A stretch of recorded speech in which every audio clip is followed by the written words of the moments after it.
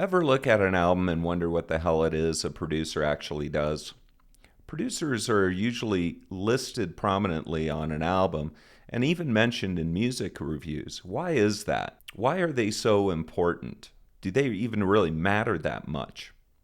Let's find out. Hi everyone, I'm Paul Crayson, and you're watching Music Mentions. Today I'm going to discuss what the hell it is that producers actually do, because it seems that there's a lot of people out there that don't have a firm grasp on this critical role. Now, producers often have different skills, styles, and their impacts on albums can vary quite a bit, as well as the way that they go about their work. However, there are some fairly common tasks among producers, and today we're going to go over 7 general areas that are fairly common to that producer role. Stick around till the end of the video, and I'll even touch on how much these big label producers can make and why some of these producers make big bucks.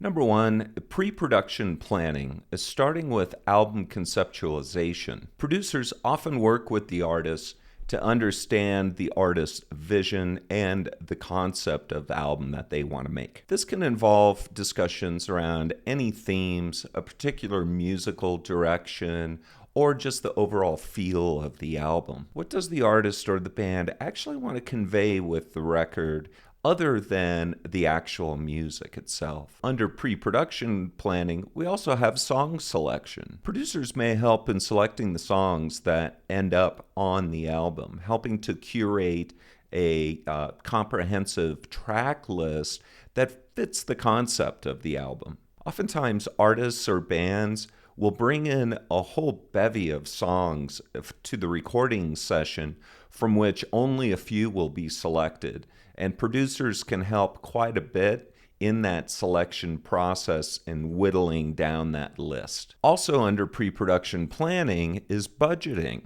Producers also help to set and manage the budget for the recording process. This helps to ensure that the resources within the recording studio are used efficiently. This is a huge responsibility, from small projects to enormous projects. Good producers can even help projects with limited budgets be very successful. Let's move to the second general area, studio work, starting with arrangement and composition. Producers can also offer input on song arrangements and help with refining melodies, chord progressions, and overall song structures. Many producers are actually musicians in their own right, and this can often help because they can communicate with the artists at a deeper musical level and often get concepts onto the record much quicker. The second item under studio work is the actual instrumentation.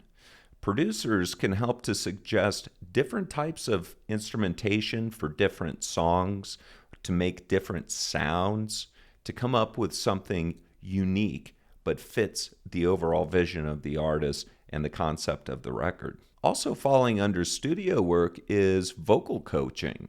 Producers may coach singers, helping them to deliver their best performances, and they can help with harmonies and vocal dynamics and inflections. Also falling under studio work is sound engineering. While not all producers are sound engineers, many have a really good grasp of recording techniques, and they can also work with the sound engineers to come up with something really good. Sound engineering can be a really technical task, especially with all of the software and the computerization of equipment these days. Here's a list of famous producers that are also well-respected sound engineers. Sound engineers also typically have a good grasp of acoustics, instruments, mics, mic placements, and other factors influencing the sound of the record. The third area that producers are often involved in is direction and feedback, starting with performance guidance. Producers provide feedback to the musicians and to the vocalists, helping them to achieve the emotional impact that the artist is going for, and also the technical precision of the music. Great producers sometimes have to be really good quasi-psychologists, especially when dealing with artists that are difficult, unstable, or emotional to get those artists' best performances. Rick Rubin comes to mind as an example of a producer like this, as well as Bob Rock, if you've seen Metallica's movie Some Kind of Monster. Also falling under the third area of direction and feedback is creative input. Producers may suggest creative ideas like adding some unique instrumentation or sound effects or something a little unusual to help the band or the artist achieve their vision. Now we move over to the fourth area of what a producer does, which is the technical aspects, starting with the actual recording. Producers oversee the recording process, ensuring that each track has the right tone, dynamics, and expression. Producers often collaborate with audio engineers during the mixing phase, make sure that they have the right balance, they add effects, but trying to achieve an overall kind of cohesive sound. Also under technical aspects is the mastering. Producers may also be involved in the mastering process, ensuring that the final mix is really optimized for the various platforms and formats that the record will end up on. We've seen a lot of remixing and remastering since the advent of digital music and the streaming age. Some of these redos are barely imperceptible from their original versions. However, some remixes in particular can have a real stunning impact over the original sound. Check out some of the recent Beatles remixes by Giles Martin, or even some of the remixes by Steven Wilson of some iconic albums. In my opinion, these remixes are absolutely revelatory and an improvement over the sound of the original releases. Does that mean everyone likes these remixes? No, there's definitely a contingent out there that prefer that perfection is simply not messed with, and they don't want any kind of remixing done on their favorite albums.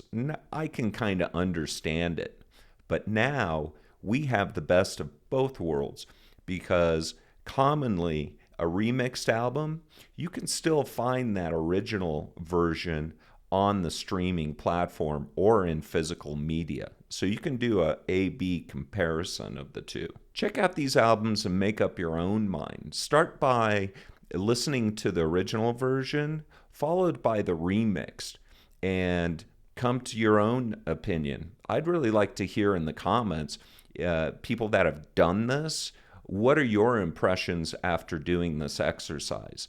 It can be pretty stunning. Moving on to the fifth area of producer land, which is project management, starting with scheduling. Producers are responsible for creating and managing recording schedules, making sure everyone is there on time, who needs to be where and when.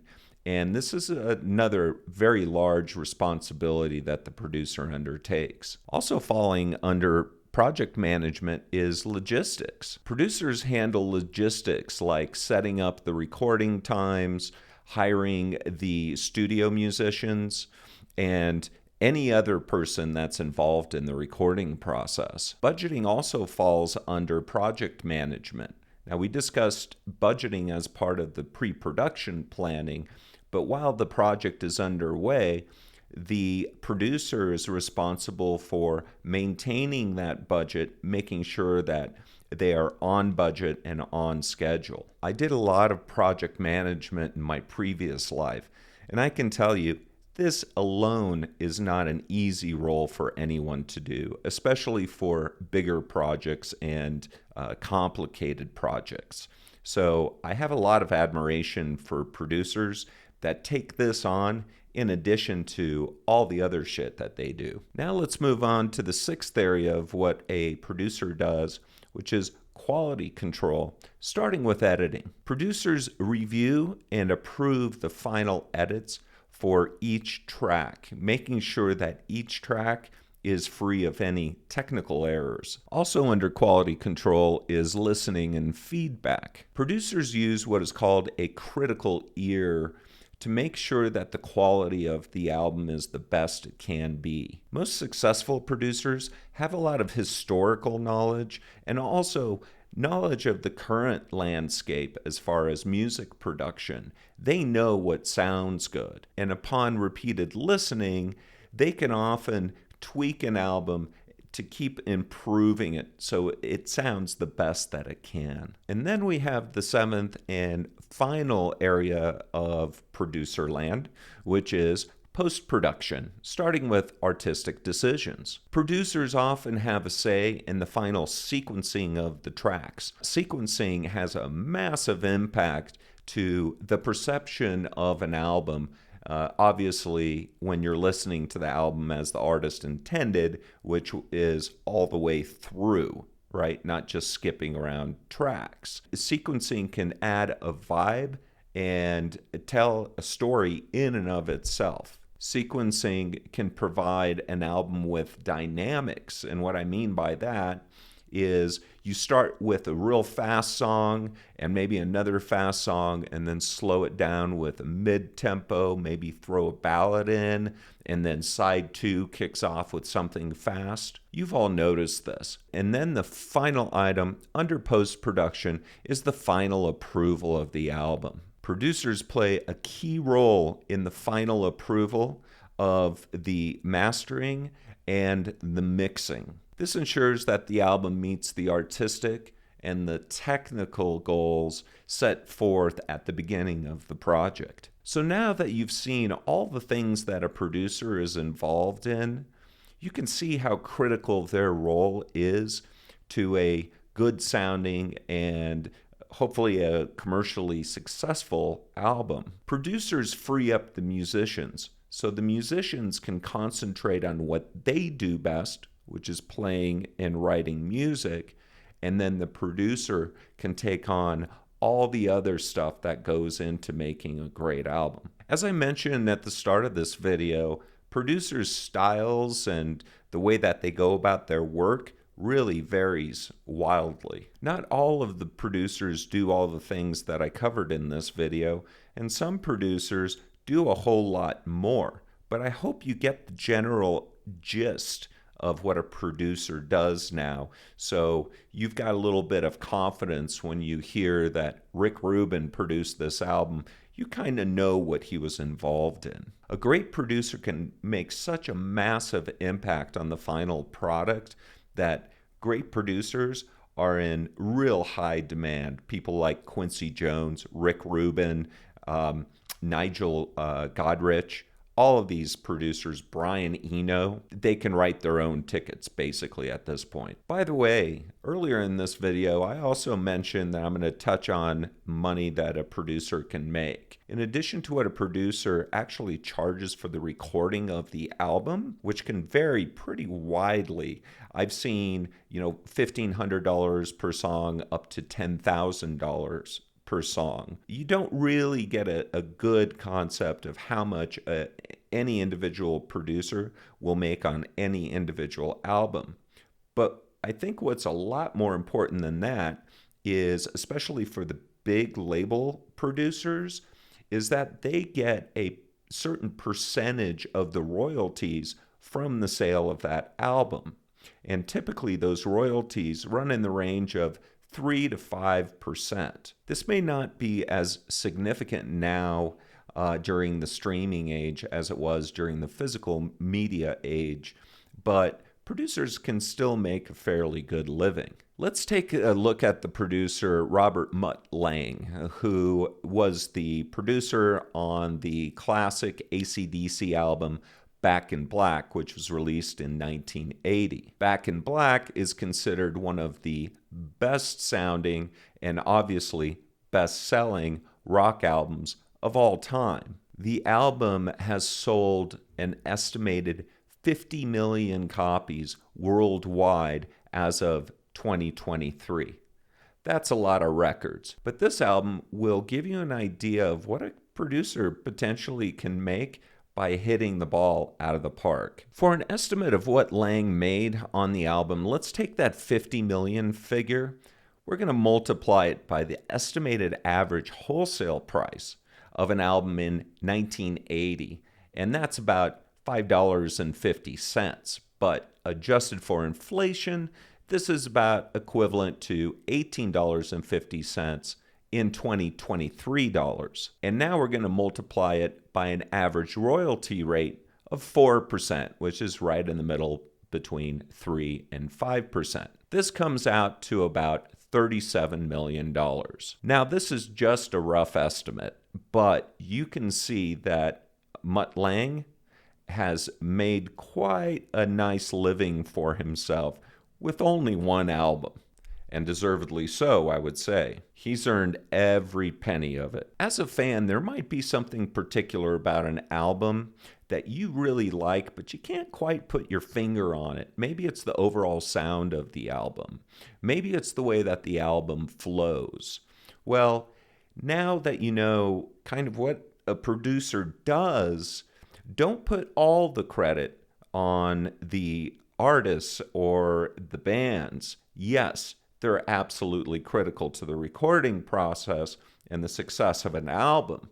But let's not forget about that producer who can take an album and then launch it into the stratosphere. Thanks again for watching, guys. I hope you liked this video and you learned something about producers today. If you like this kind of content, you know the drill. Give me a like, hit the subscribe and the notifications. I'm Paul Crayson, and we will see you next time.